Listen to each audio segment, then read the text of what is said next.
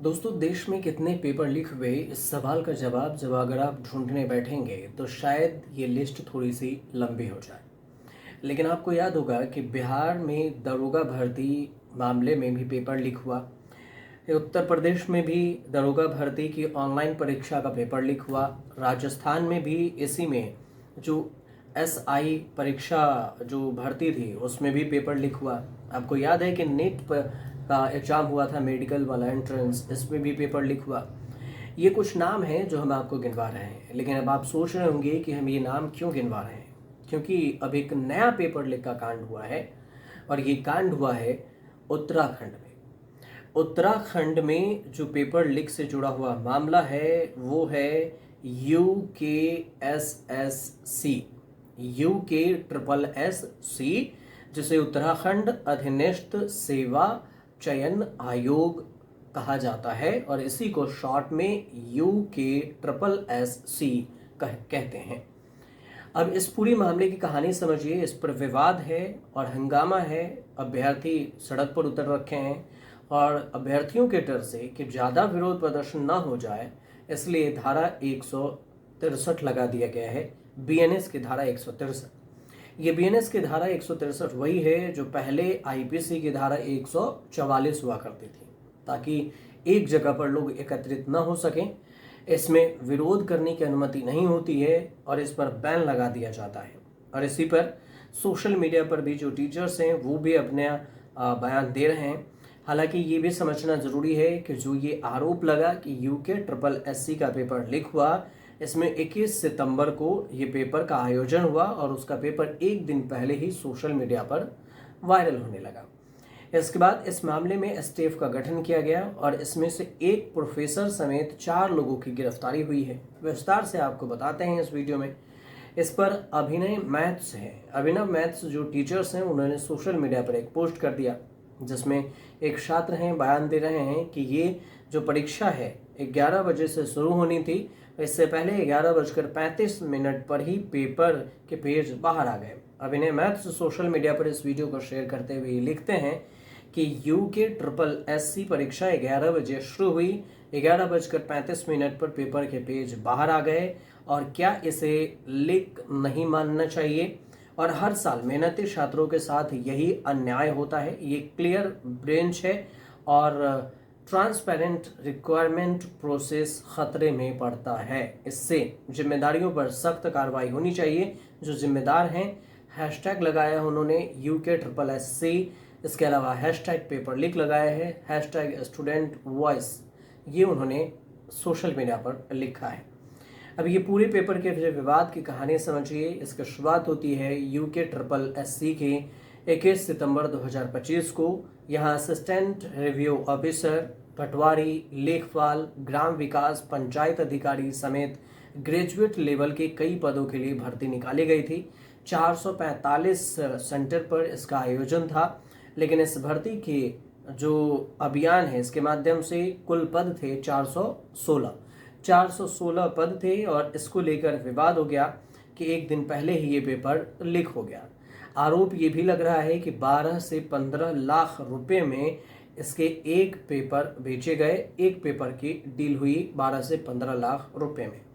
मामला सामने आने के बाद UKSSC के स्पेशल टास्क फोर्स, जिसे STF कहते हैं, उसने उत्तराखंड पुलिस को एक लेटर लिखा जिसमें ग्रेजुएट लेवल भर्ती के कुछ पर जो पन्ने हैं उस पर कथित तौर पर लीक की जांच होनी चाहिए, ये उन्होंने कहा।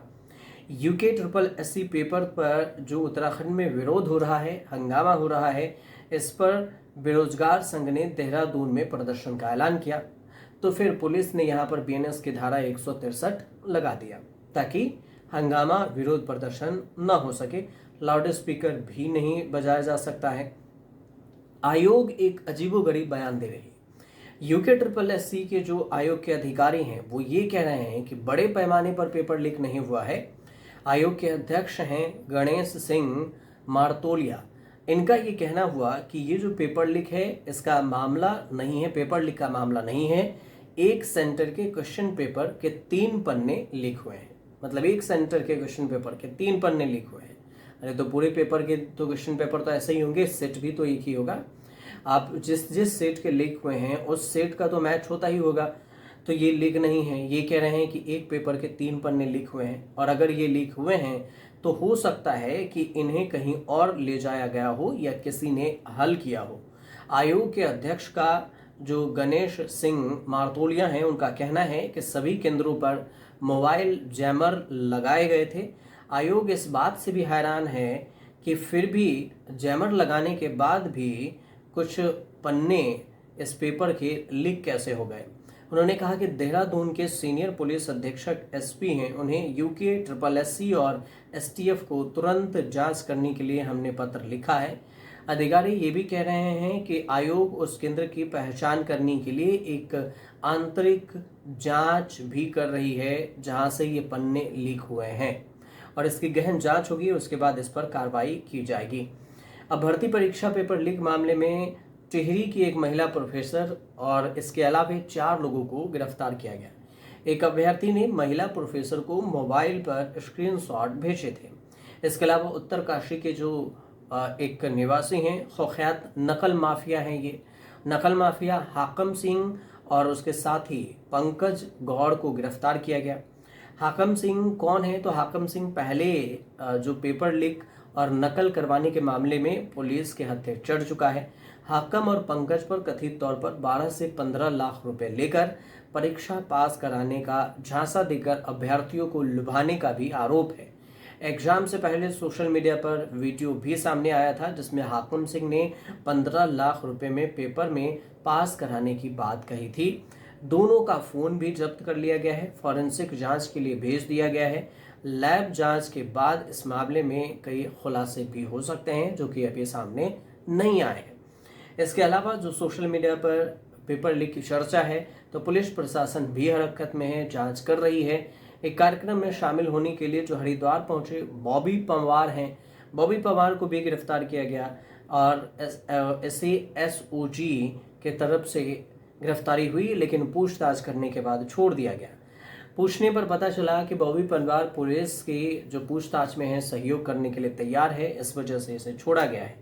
अब इस बीच में जो धामी सरकार के खिलाफ विरोध प्रदर्शन हो रहा है, और विरोध प्रदर्शन को लेकर अभ्यर्थी हैं वो कह रहे हैं कि बार बार ये पेपर लीक का मामला देश भर में सामने क्यों आ रहा है।